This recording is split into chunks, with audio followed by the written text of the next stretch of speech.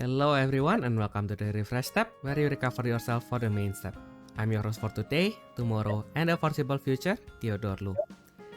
And today, sadly, I am not with my usual partner, Ayumu, because he is out for the Battle Spirit Saga pre-launch event in London, which I cannot go because I do have some visa problems. Well, it's not like I can stay in Germany legally. I just can't go to the UK, sadly. So today I have a very special guest to cover for Ayumu. So let's welcome. He's not the hottest battler in the UK, but he's one of the hottest battler in Malaysia. So yeah, hello Wilson. Oh, hello everyone. Woo. Yeah, finally. After I unilaterally said that Wilson is the hottest battler in Malaysia, finally he got his champion title like a month ago. How was that, Wilson? Oh, champion title. Yeah, it was kind of weird, especially since we haven't had a tournament since the lockdown. I'm guessing it was before Origin, so that was like what 201, 2020? Yeah, 2020. So it's like almost 3 years we haven't had any tournament. Ooh. Yeah. So surreal. So how was that like the first championship in Malaysia after finally the all things calm down and we can finally have a normal large scale tournament again? Oh, it was how do I say this? Let me put it in words. Just trying to collecting my thoughts. Uh, yeah, So yeah. it was pretty interesting to see that I think in the end the lockdown doesn't really affect the player base much. I mean, we do see some people quit and come and go in the game, but for February and hosting a championship on February, we have like I think I remember it was around 70 plus player turnout, and that was pretty amazing. It's like that's like the last chance qualifier for the championship, and I was pretty surprised. Even in like a normal month, there was like 70 plus players, which is actually pretty incredible. Hopefully, it will grow even bigger once we are able to get the normal championship on like December, which is like our usual date. And usually we can hit around 100 plus player. Yeah. Yeah, Yeah, that's pretty good. that is definitely something to look forward to. So Yeah, yeah. definitely hope for more players. Definitely. Yeah. And to preface this, Battle Spirits, right? Hmm? Battle Sorry? Spirits. No, no, I mean like the championship you won is Battle Spirits. I just realized. I mean like, Yeah. yeah, I've said that you're a battler, but maybe to people who don't play Battle Spirits, like, what is a battler? Battler is basically like, you know, like in Yu-Gi-Oh, usually you say people are duelists, and Battle Spirits we call them battlers.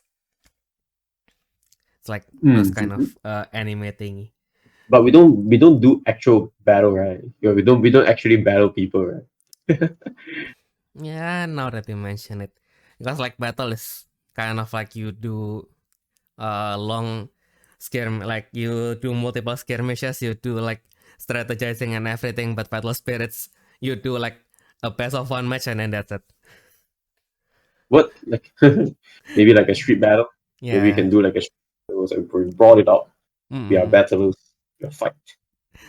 Oh yeah, now that you mention it, actually it's probably why like the PSP game made sense. Like, you know, the PSP game where it's basically just Monster Hunter, but if you want Yep. to strengthen yourself, you need to use the PS cards. Okay. Yeah. Mm-mm. Basically you actually battle there with swords and magic and spirits. Hmm. Mm-mm. Mm-hmm, mm-hmm, mm-hmm, Exactly. mm-hmm. So yeah, how like uh like tell us more about Malaysia. Like what is there any particular thing that you think is interesting about Malaysian players in general, like for Battle Spirits especially? Well, one thing that I can definitely say for Malaysia player is that we have a very interesting mixture of meta in different states, of Malaysia. I can't say that for everyone, but based on my observations, I do think that certain states prefer condex, certain states prefer collapse, and then the states that I'm in, we prefer contracts. I think we do play more contracts here. Yep. But in the outskirt, which is like around Penang, I think Penang, and then Sarawak, which I've been last time, and then also Malacca. I think over those sides they prefer condex, a little bit of contract at that, and then after that they have collapse as well. They actually play a lot of collapse. Collapse that. Yeah, so which is very interesting, and not to mention we also fit in information from Japan, like Japan winning list, short tournament winning list. So, some of the player follow, some of the player don't. So it's pretty interesting to see that there are a lot of mixtures between the decks as well. Some prefer their own style, but I myself will say that Malaysia player meta cannot be defined by what Japanese player play. So if let's say Shark, Shark in particular is a very strong deck in general, but we will think otherwise. We will have, let's say if there's around 70 plus player, we will probably have around 7 to 8 players that will be using it. But I think that's nothing more than that. Our meta in general is way chaotic, way chaotic compared to the Japan meta. Based on the Japan chart that I see, I think we are near. I think we are pretty close.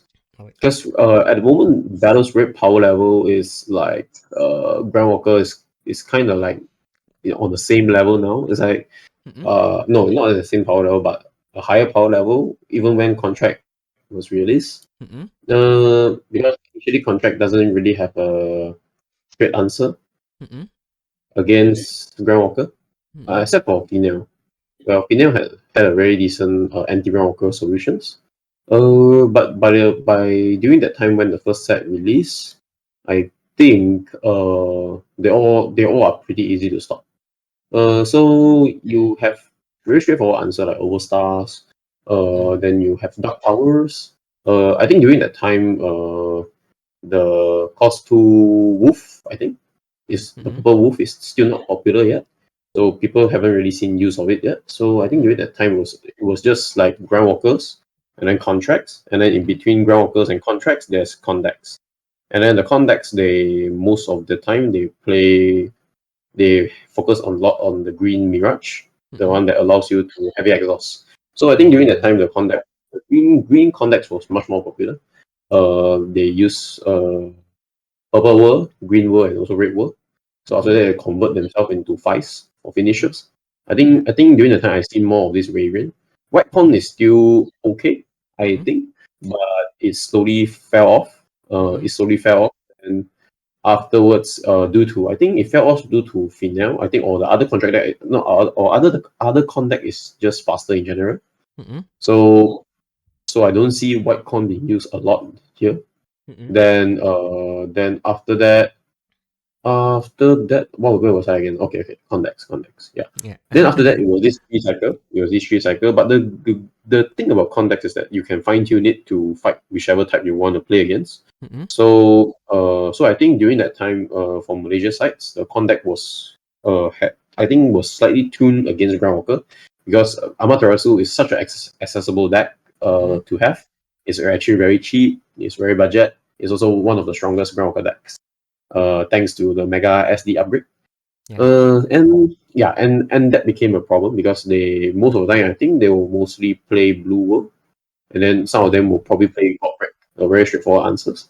And during that time, as an Amaterasu player, I don't think it's like decent enough to tag in the anti God Break, the one that allows your Amaterasu to have the origin traits. Because I feel like it's not good enough of a card. It's like a waste of space. So I don't really see use of it. But it was these 3 types of decks that cycling around Malaysia. And then you have on the fourth type of deck is like the collab deck. Then those they are just hanging around themselves. It's not that they are weak.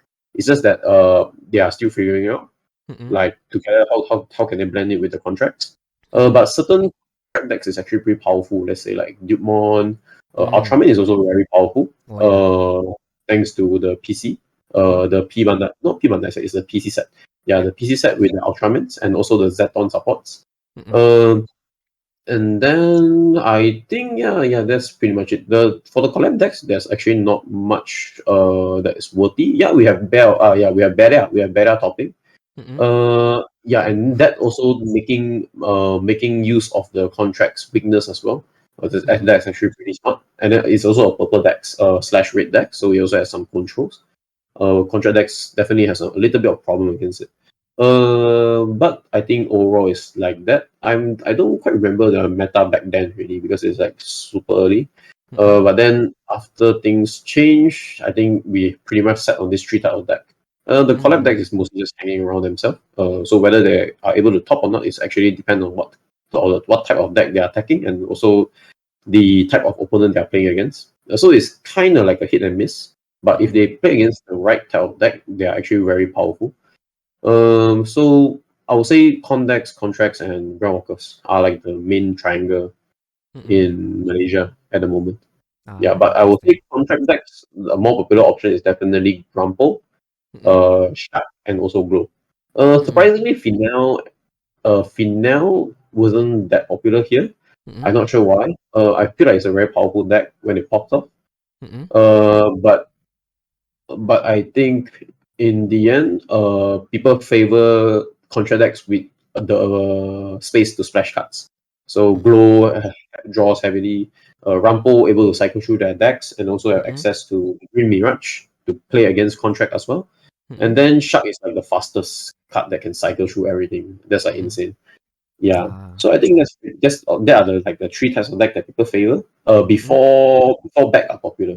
Back is pretty strong, but there are not a lot of players that are willing to risk it. Sometimes the deck can fail due to the inconsistency. The deck brings like you start with a bad hand and you just fell apart. The opponent sets everything up and then it's like, oh, okay, I'm not fast enough. Yeah, that's just the problem of bad. So I think it was during back then. Yeah. Then fast forward to the Contract Saga, the BS63. We have been introduced with Rick. That deck is actually pretty problematic. I wouldn't say it's tier 1. It's very powerful. It's a very powerful pseudo tier 1. It's a pseudo tier 1 deck in my opinion, due to the ability to end the game in one go. However, the deck has consistency problem. You have to deal with what you have in your hand, and you need to pray that you have cards that can enable your quick shot. The problem with Rick is that it's easy for you to reload, but it's not easy for you to shoot the bullets. And sometimes you need the right cards. Therefore, Rick I would say is a pseudo tier 1. It pops off if you get the right thing, but it doesn't pop off if you let's say you get things like you doesn't get your extras, you don't get your magic, you don't get the rest of your other stuff. So I would say it's like a pseudo tier 1, but it's very popular in Malaysia. Because player here we usually like to play white. White is pretty cool color. Yeah, and therefore together with the Rick, there's a lot of usage. I won't say super high usage, but there are plenty to go around. Yeah, and they're pretty hard to deal with, especially with the X-Ray. Then we also have then talking about other decks. During that time we Japan tournament was also held on the same day as the championship. So the top 8 started before our championship started, so we can see what they actually play. And we were shown with the Terra Fives. Yeah. Now that's a very powerful deck. I do say that that's like a sleeper deck because I don't think people are willing to show it during short tournaments. I think they save it for the championship and then it really pay off. And after the championship, then it becomes insanely popular now. Even in my locals, I think there are players that pick it up already. So it's annoying to deal with. It's a pretty one shot each deck. If you manage to get like the combo in. But other than that, it also has like some consistency issue. But I will argue against that. You have plenty of access. You have access to plenty of drops. So I'll just say, yeah, it's a red deck. It's a matter of time whether you can pop off or not. So it's pretty sad that the Defies is basically just a better version of the X-Ray, the Terra X-Ray. So hopefully the Bandai can maybe do something about it. It's a very powerful deck. You don't really have a straightforward answer. Due to the ability to pierce immunity with target attacks. The best I can think of is just Diamond Wall. Just discard a Diamond Wall to minus the amount of life you can reduce. So it's pretty. I would say it's pretty powerful. But thankfully, no one dare use it. No one in our championship uses it. So I was like, oh, okay. Then our meta was around just like Shark, Rake, and then we also have Barrier. We have Glow. We have Glow as well. I think we have 2 Glows. And then we also have I think Bat. I think we have one Bat player in the championship. Then afterwards we also have Dionysus. Another very good anti-meta Groundwalker deck. Against contracts, especially against Bat. Bat has no answers against Dionysus. Just the cards. It's how do I say this? It's like Dionysus is anti-purple. Anti-purple deck because you can't plug the force. The only way to not the only way, but the effective way to deal against Dionysus is you destroy. If you destroy things that you can't, you force them not to be able to activate the effects, or you bounce it back, which is I don't think they have any answer against a bounce. They probably have one, like the skull, the cause 8 skull, double symbol. If you leave the field, I think you can retain it. But I think that's pretty much it. Dionysus is very decent against contract, simply because contract Dionysus itself has the cost 1 that give you immunity, and then afterwards, the contract just have no answer against it. Because if you give Dionysus Core, it's just gonna pop the X-Ray in, and then you're like, oh, I guess that's it. It's like deplete, shoot, and then 2 symbol. And then pew pew pew, and then that's it. It's over. Yeah, now that you mention it. Because the cost 1 is actually even more useful than, let's say, like the cost 3 of like Tengen, right? Like the one that we can use for Amaterasu. Yes. Yeah, the problem is that the Dionysus cost 1 is so powerful because he has immunity. The problem with the cost 3, I remember the cost 3 for Amaterasu doesn't have immunity. And it's also a slow card. It's a card that you can tap on during attack step with flash timing to draw 1. So if you do not have cards that can start the attack, which usually you wouldn't do it as a early game Amaterasu, you pretty much won't have access to the draw. Unless the opponent you play against contract, then maybe against blue or against green, where the card stays, or then you pretty much have a decent chance to pop off the card. The value of the card isn't there. I just feel like it's minimal, so it doesn't see space in the deck. Yes. I see. And if I remember, like when you won, actually the Strike Worm deck has been pretty much in the tier 2 right now. So like what happened there? Like how did you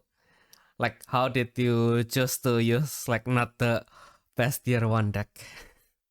My initial choice was definitely Shark. But the problem is that I do not want to play against Shark Mirror. Fair enough. It's the only one matchup that I don't want to play against, because I wouldn't say it's luck dependent, but it also depends on what's in your hand. Shark deck's matchup really depends what's in his hand and his ability to cycle through the deck as well. So I will say that the one with the best starting hand that can cycle through have a better chance of winning. I won't necessarily say the instant win. It's just that both of us, we probably will play Desire, the double X, and we also have to be ready for it. And then we also play Mark 6. We probably also play the Ultraman as well. I would say that it's not a fun matchup to play against. But In my opinion, dropping desire against a mirror match definitely will push the game against you. Let's say if the opponent drops desire and then you have your shark on the board, everything got removed. Even without a brave, it's very hard because the moment you remove something on summon effect, that card is actually a Mark 6 bait. Because desire you can summon it for almost at no cost due to the ability to reduce the summoning effect through counts. And then I think every one count you deduct the summoning cost by 2, so you just need 6. Then Mark 6 is something that you can only use once per game. Yeah. You will want to save it for something with the coring effects, like the Azure Wave cost 4 allows it to add core in the Nexus and then refresh as well if you have count 4 over. Then or the cost 6 that you can destroy a cost 8 or below, and then the effect cannot be guarded. I feel like the Mark 6 sees more use here. If you Mark 6 his desire, the only thing he will do next is just desire you again. Because there's no loss. There's nothing lost from the player dropping desire first, because it's a free cost. You don't lose anything. You're just beating out a Mark 6 and then you just need to drop it again. It's the same thing. Yeah. So it's just whether the player has the ability to drop it or not. Therefore, I don't really like the shark matchup. I don't really like to play shark in a shark matchup. And I suspected there will be a few shark players, so I just don't feel like bringing it. So therefore, I choose Strike Worm. It's not the best choice, to be honest. Like, to be fair, the deck is very powerful. Only when it pops off. It pops off. Yeah. To the deck credits, it's powerful, but the deck has its own problems. The problem is that the Strike Worm is cost 6. It's a cost 6 contract, and then you start your hand with a cost 6 card, so you already know that you have a dead cards in your hand. So the second thing is you will want to find a balance between your decks. You will want to set up your white symbol as early as you can, preferably 1 or 2, so that the moment the contract starts hitting you, you can summon the Strike Worm next turn. You want to summon the Strike Worm next turn, even with just 1 call. You just want the Strike Worm to be on the soul states, so you can Advent Eclipse into Eclipto into Strike Worm to remove the board, and then you start your defense from there. But also it comes with a bit of luck. I haven't run into any glow during my matchups in championship. If I play against glow, I think I probably have a very hard time, simply because glow has the ability to pierce any white related effects, white related immunity effects. Therefore, I'm pretty lucky. I would say this is actually pretty good. So I think most of my matchup was just like Beria. Beria had a bit of problem. I don't really study the matchup, so I had a bit of problem against it at first. I got caught off guard, definitely. But thankfully, Strike Worm defense is pretty solid, so I can compensate it with that. And then I play against Dionysus, which is also a friend of mine. Then, too bad. I will say that the Strike Worm Dionysus matchup is just like very good matchup for me. So I'll just play against it, and then I just run through it. Then next is the bat matchup. The bat make it to like top 4, and then that was like one of the worst matchup against me, because bat is a very fast deck. The moment you reach pound 4, you have access to the free coring, the coring class coring. That one. The cost 6 that can also remove treat it as colorless, and then remove 3 core from one of your spirit and Nexus. And then to add insult to injury, they can also remove your Nexus by adding 1 cost to all of your Nexus. Yeah, so that's a very tough matchup. I would say that most of the game is like, this game is actually very, very high roll based. I started my turn with anti-summon, so I stopped the bat from gaining 1 extra count, the first count that he had from summoning. So he only ended up with 3 count. And then good thing also, I have 1 extra call, so I set the latest cost 6 burst, the X-ray burst, the white burst.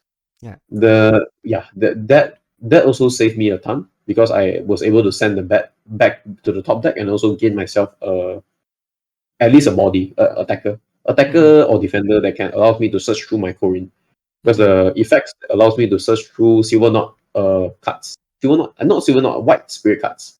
Mm-mm. Allows me to exchange the cards from my hand to the deck. Oh yeah. Yeah, and thankfully I opened up the next turn. I opened up what is that? Crown Solar, yes, Crown Solar. Oh. And then I just tell myself, okay, you know what? It's now or never. Because if I let the bat get his next turn, I'm gonna lose. Yeah. That's the only thing I had playing against bat. I don't think my win rate against bat is good at all. I think it's like 2 to 8. Bat can easily win this matchup, no problem. Mm-mm. Simply because he also had access to the Chocorin. The Chocorin is the problematic cards because you don't have because usually when Strike Worm defend, you usually jump to Eclipto. You Corin to Eclipto, and then you remove the hole. Mm-mm. Usually after this, you won't expect the opponent to have a secondary card. Even if they do, it won't be a very impactful card. Mm-mm. So it's like, oh, maybe it's body. Okay, and then I can block against it. But the problem is that with the Chocorin supports, the bat has an X-Rare, the CP X-Rare that can show Corin, Mm-mm. basically bringing back the soul core, and also insert the 9 cost, the cost 9 of the first version of the X-Rare for bat, and use his code back again. Now that's a problem because it effectively reset the whole board, and I can't do anything. I can't do anything against it. The only thing I can do is I just mark 6 a thing. I just mark 6. I just mark 6 the Chocorin. But the problem is that the Chocorin I couldn't I couldn't search my mark 6 effectively. So it's a hit or miss. If I get my mark 6, I have a good chance. Maybe I can stop twice, and then the next time I can probably just go for game. Yeah. So now going back to my board states, by opening up with the Crown Solar, I think attacking with the X-Ray allows me to search, open up 3 cards and exchange something from the deck. So at this point, I'm just looking for something that can, go for lethal. And the first hit was a miss. There's nothing. It's just all nexus. Then I just put it all to the bottom, and then the next attack, I open up the Eclipto. So Eclipto comes with 2 symbol, and one good thing about Eclipto is it can Advent into Silver Knot. Not the contract, just normal Silver Knot. That is, I think, cost 6 above, cost 6 and above. And then I just do that. The bat doesn't have a lot of cost to work with, and he doesn't build up his count yet, so he pretty much have no access to his defense magics. So I just Advent into Silver Knot and not Silver Knot. I Advent into Eclipto, and then I just finish the game. So that was like the super lucky game for me. It's like this is it. Then I went into the final against Shark, which is like not really a good matchup, but I open up with some anti-summon nexus, so I stopped his summoning effects from going on. Not that it really matters. I think Shark has a lot of flexibility against anti-summon. Then most importantly is I open up with my battleship. My battleship that allows me to draw. Thankfully, the Shark deck doesn't have the Mirage set up yet. That disable my effects whenever Azure Wave effects drops. Yeah. So I managed to get certain level of cards. But I was worried because there was a small part of the game where he asked for my deck size. Yeah, that's always like the worst. Yeah, and then during that time I wasn't quite aware. I wasn't quite aware. I initially thought that he was gonna play the cost 8. The cost 8 that is gonna mill you by 10 cards. I think it's 10 cards. But then it totally went through my head that the Cho Corin exists. So if you Corin, and then you Cho Corin, and then you Corin to Titus, that's 30 cards. So luckily he doesn't have enough base to make the Titus combo.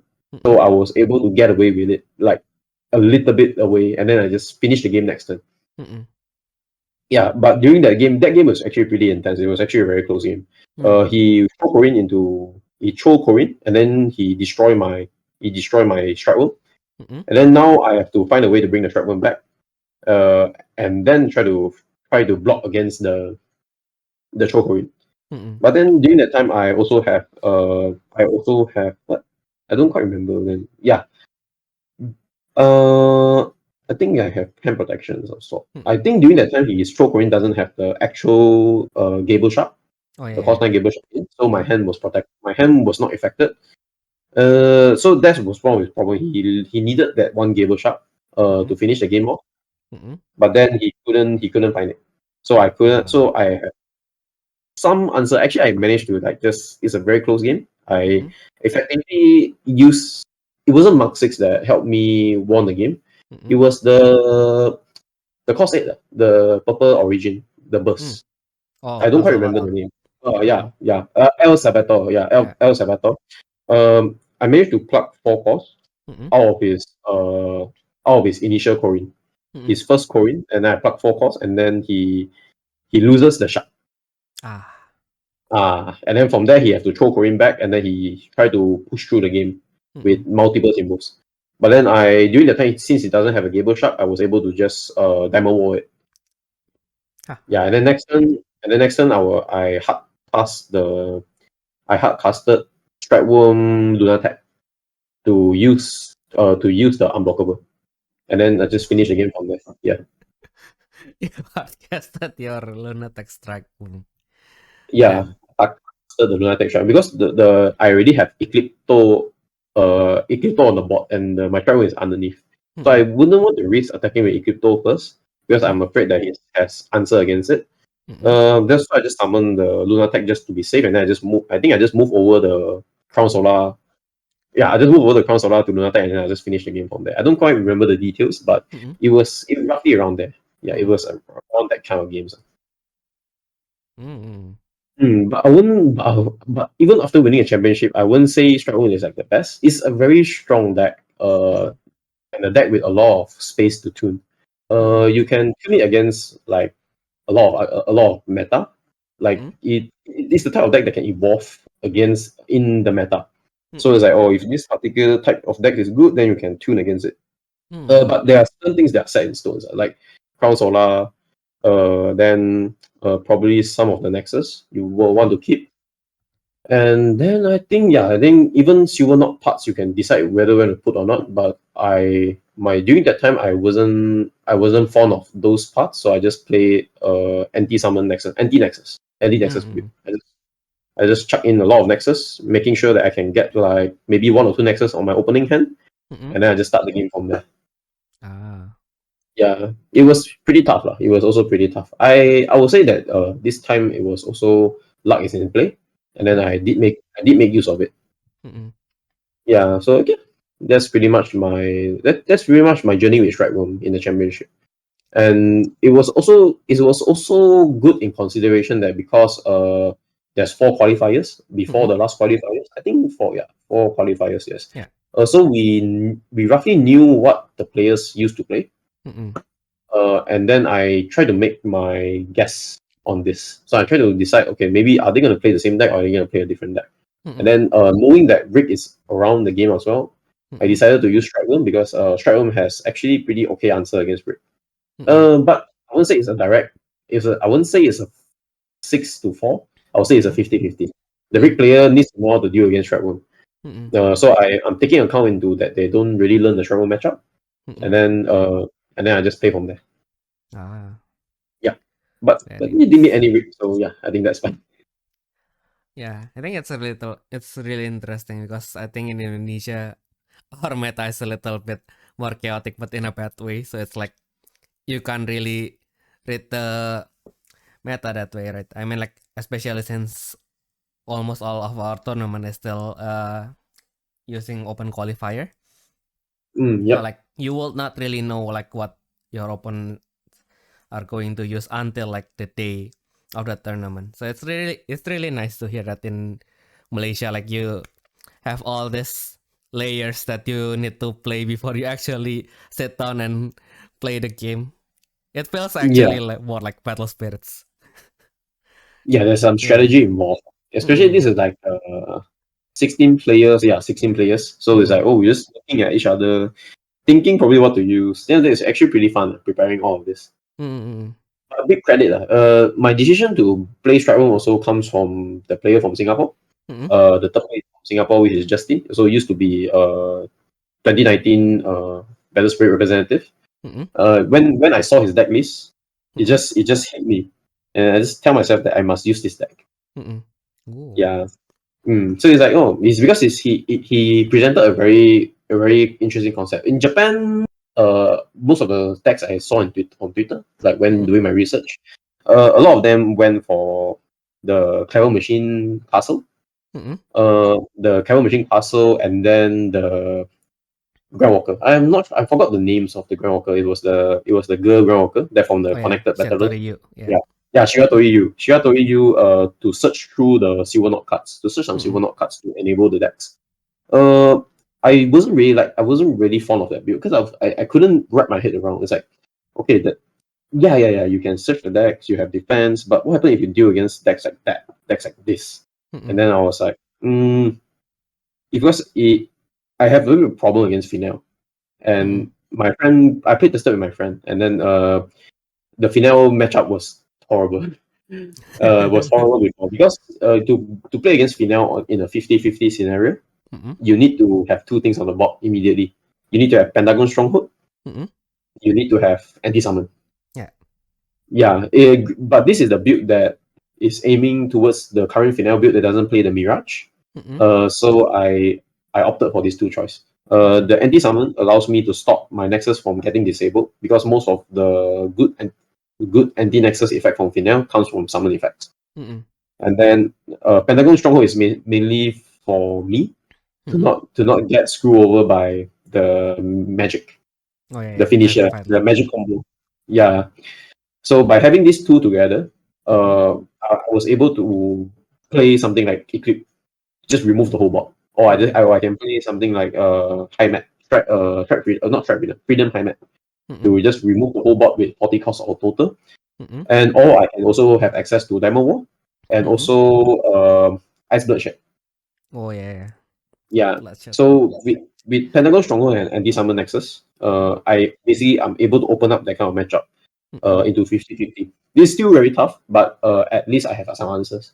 But the problem is that Malaysia player don't play a lot of yellow. So I just like, oh okay. Yeah. So this is what my friend told me. Like my friend he play a lot of Finale. He just tell me, you know, I know like this matchup is like this, but you have to take consideration that Malaysia players just don't play a lot of yellow. So I was like, but the off chance of meeting one, that if I have the option of meeting one and they screw up my game, then what I'm gonna do? Then the decision came in like, okay, let's just splash this to win. Anti-summon, and I got a stronghold. Just play it all together, and then we see how it goes. And then it works pretty well against other decks as well. So like Groundwater decks, they have summoning effects, and then I can use that against them. And then Pentagon Stronghold is also decent because now a lot of decks has draw effects. They don't search, they draw. So Pentagon Stronghold was able to pop off pretty often. So I was able to draw from Pentagon Stronghold more than I'm able to draw from Battleships. Because usually Battleships doesn't, I don't see Battleship as often as I see Pentagon Stronghold. So I was like, pretty decent choice as well. It's like, oh, okay, I can draw. Okay, I still have some answers here and there. Yeah. Oh, interesting. Because I think in Indonesia it's also the same. Like, not many people play yellow. Like most people who play yellow, they are in remote locations. Like I'm currently in Germany, so it can be pretty hard to actually meet yellow in the tournament. Yeah. But it's like whenever I accompanied my friends to practice, they always like, what if in the off chance I meet like someone who plays Final, and then I just say to them, in that case, just pray. Yeah, just pray. Well, that's the problem. The deck is threatening, but there's not a lot of players play it, so the off chance of meeting them is low. But the problem is that you also have to take consideration what happens if you meet them, and then it screws over your game. And then it's like, oh, I lost. Oh, why? Oh, I play against that one particular female player. And then it's like, oh, sucks to be you, I guess. Yeah, something is what it is. I think that's the problem of like I won't say it's a problem in Battle Spirit. I think that's actually a very good pro. Because right in this current meta, any decks can win. If you take in the right card, if you get the right cards, if you do everything correctly, and you have all the answer at the right time, any deck in this meta can win. It's not like last time. I'm not talking about the origin meta. I'm talking about the before origin meta, which is the Nova Armor Dragon meta. Oh yeah. And then there's also Tsukuyomi on the side. It's like, oh, Tsukuyomi, I'm just here, just rushing people. Yay. Yeah. But Nova and Armor Dragon in particular is very powerful. For one is during the time Nova, you have access to his toolbox. The Yashu. One of those cards was so powerful. And then another one is I can't believe the card I chosen is weak. Oh yeah. Yeah, the magic. Yeah, that one. The card that I drew is weak after all. Yes, especially with Nova's multiple Grand Walkers, you can pretty much just call almost a lot of things out. And then the Searcher as well is a discard effect. So once you search through your deck, it doesn't go back to the deck, it goes to the trash. So you have a lot of options you can play from the trash. And then during that time, there's no anti decks. So I think a lot of people just opt for Nova, and then a lot of people just opt for Armor Dragon. And then that's about it. Yeah, there are decks that can beat both this deck, like maybe something like Zac decks. I think Zac decks. Even decks like Arm Machine, like the old Arm Machine. I think I've seen someone use the old Arm Machine, the SD, not Gacha Arm Machine, but the Arm Machine that you can open tree, and then you put everything underneath the card, and then whenever your life reduce, you just discard the card, and then your life doesn't get reduced. I think that card is a ship. I think it's a ship. People actually use that chip. Yeah, someone used it and they got very decent result. They almost went into top 8. But during that time, going back to Nova and Armor Dragon, the deck the meta is very dominating. So because Armor Dragon has ability to go through your burst, and then Nova has the ability to shoot your life and also negates and heal. It's a very all-rounder deck. But Armor Dragon is in particular is very, very offensive based. Because the moment you set a burst, that's a free refresh for Armor Dragon already. It's like, oh, thanks. You just set the Alex that I don't really care. I'm just gonna Evan, and then I'm just gonna bounce it back, and then yes, that's a free attack for me. And then not to mention they also have access to their Grand Force, but their Grand Force is in particularly pretty balanced. They are not powerful. So what makes the deck super insane is the X-Ray. I think I've 3 Karma. Yeah, I think that card in particular is very powerful. It's one card. It's so many effects in one card. You bounce, burst or spirits. You can't bounce ultimate. I remember. You can't bounce ultimate. You bounce spirit or burst, and then the cards cannot be guarded. The effect cannot be guarded. And then with the Grand Walker, I forgot the second Grand Walker's effects. The one that allows you to add armor dragon symbol. Yeah, and then with this combined together, you just like 3 symbols, and then just the game just finish. Yeah, you can try to like save the core for like maybe Diamond War or the Axle, the limited barrier Axle, the limited barrier effect. I forgot what that guy. I forgot what the card is. Shepado. Yes, Shepado was also being played a lot because one, you're playing against Nova, and then second, you're playing against a white deck that also might splash in the Grand Warden. So during that time, Diamond War was also not that popular. I think a lot of people opted for Shepado instead, because Shepado is a very good card against Armor Dragon, because they always bounce card back to your hand and you just Shepado them.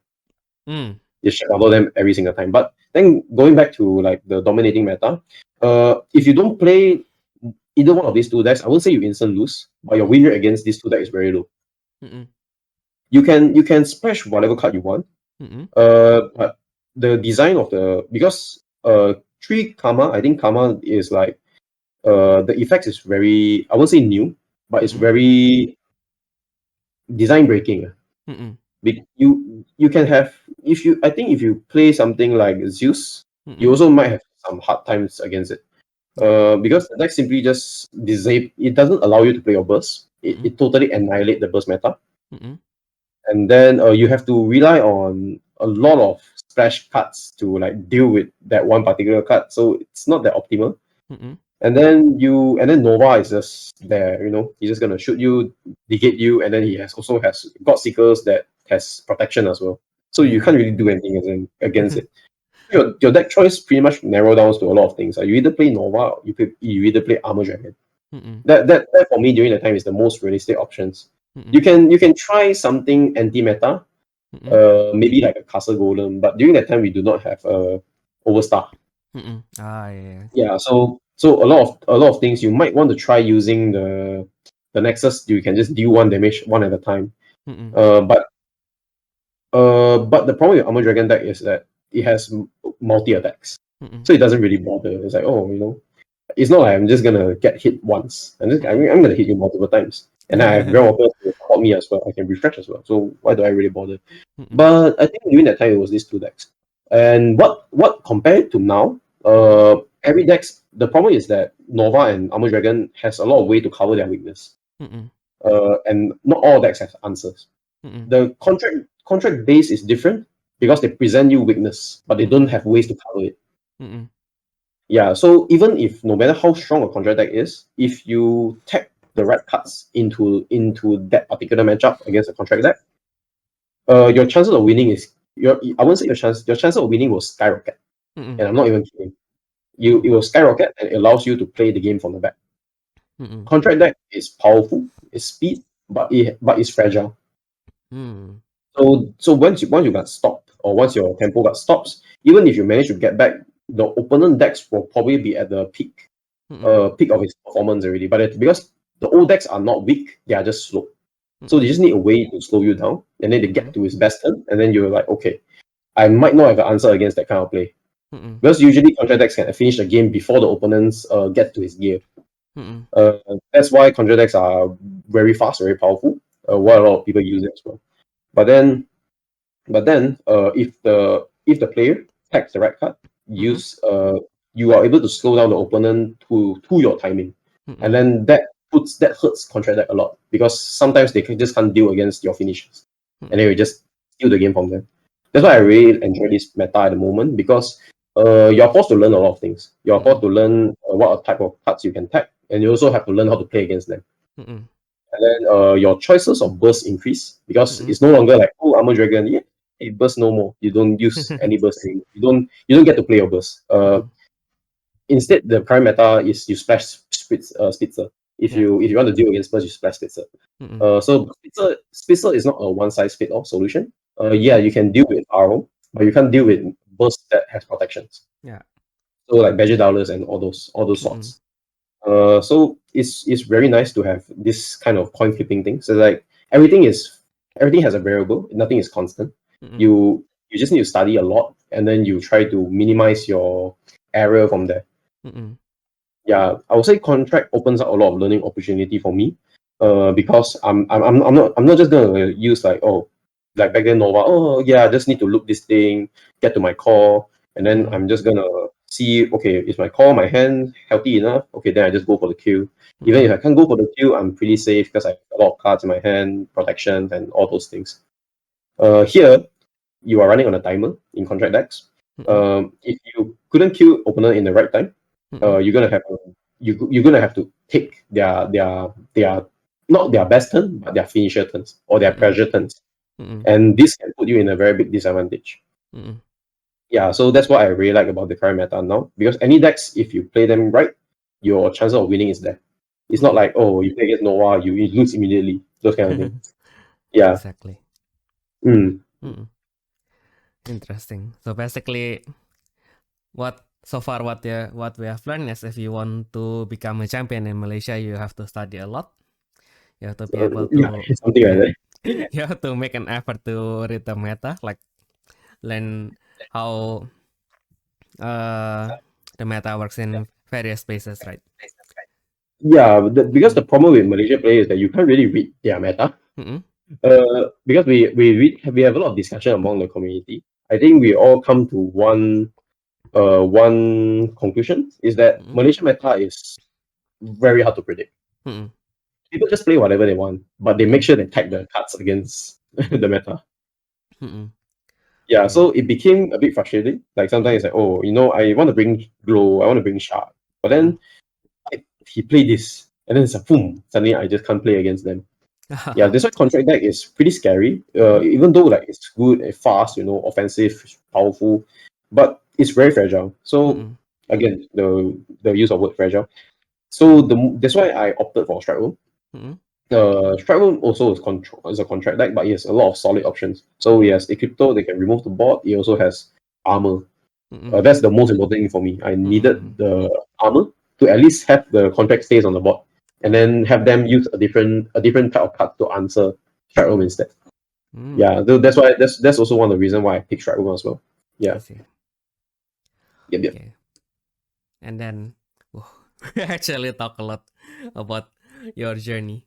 But since I am inviting you, a Malaysian here, I think it's inevitable we need to talk. Like, which chicken rice is your favorite now? Which Chicken rice. Which chicken rice is my favorite? Yeah. Oh, yeah, because I went to Singapore to have lunch. I have my chicken rice lunch there. I would say it's debatable. Mainly the reason I wouldn't outright say Malaysia food is better. Because Singapore food, I would say their flavor is not as strong as Malaysian. The sauce actually tastes the same, identical. It's just that the flavor is not strong enough. We in Malaysia, when you taste the sauce, like at least the sauce for chicken rice, it will be much more saltier. And because here we are very used to heavy flavor. Therefore, when you go to Singapore, everything feels a bit bland. Yeah, which in my opinion, I don't think it's fair to say that Singapore food sucks in a sense. I'll just say that it's just a different style. You can just say, oh, Singapore style, yeah, Malaysia style. But I do think I can't really agree that Malaysia food is like what the lesser here, because I eat a lot of Malaysian food, and I don't get to try a lot of Singapore food there. So I don't think I'm the judge of it. Like, it's not fair for me to say Singapore food not good. Yeah, because I need to, if I want to be a judge of it, I will probably need to stay a bit longer in Singapore. Just eat a bit more stuff, try a bit more things. Yeah, and see how it goes. Yeah, because actually last time, during when you go to Singapore for the Asia exhibition tournament, actually you eat more fast food than actual Singaporean food, right? Yeah. I will. Okay. Well, here's the thing. Yeah. Because I was with Fahan, the Indonesia representative, Yeah. and then we were thinking to grab a dinner elsewhere. But then the thing is that places around our hotel is either, I think it's mostly non-halal. Oh yeah. So Fahan, I don't think, Fahan couldn't eat non-halal food. Yeah. So and then while we were thinking what to eat, like maybe just look around, and then Fahan just Google Maps KFC. I didn't know, not KFC, McDonald's. And then we were like, okay, you know what? Let's just let's just go get fast food, and then let's be on our way. We eat in and out, and then we just go back. I see. Now I see why. I see why. Yeah. Turns out our Farhan was holding you back from judging the Singaporean food. Yeah, something like that. Yeah, I guess we'll have to make that up when you go to Jakarta, since I think when we have like this discussion of which food is better, we always, I mean, like, because it's mostly from Malaysian going to Singapore, right?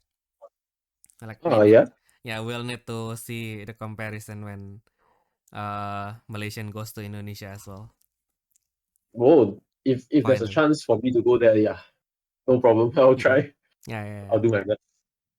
Although I'm not sure if we have chicken rice in Jakarta, because I think it's mostly something that is in because the food culture that is similar to you guys is probably in the it's actually North very different. Indonesia, right?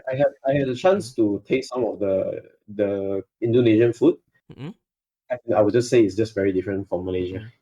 Yeah. So I was like, oh, okay. I remember there's like a dish. It was rice in a soup. And then there's chicken. I forgot what's that called. But then it wasn't salty. It was I would say it was a bit salt. It's just a bit salty. But there's a lot of garnish and a lot of vegetable inside as well. It's like all in one meal. It's like, whoa. And then it's just rice. Yes. It's not even noodles, it's just rice. Then I was like, wow, this is actually very nice. Exactly. Yeah. Well, you know what the dish called? I don't quite remember.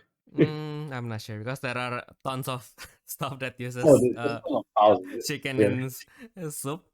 So yeah, it's really Okay. narrow it down. Like It's if like a the soup is staple. if the soup is green, then I know. If it's green or Okay, yellow, okay. then yeah. Because It most of was yellowish, right? It was yellowish. yeah, then maybe it's soto ayam. Oh, soup Yeah, ayam. soto ayam. Yeah, so it's basically just soto is basically just soup. So you are not wrong. Yeah. Uh-uh. Lol. All right. Yeah, interesting. Yeah, we'll really need to know that next time. I mean, like especially because if you go to the North Indonesia, I think their food is going to be either really similar or really different from you guys. So yeah, at least I know what is Javanese food, so I will bring you to the food around Java.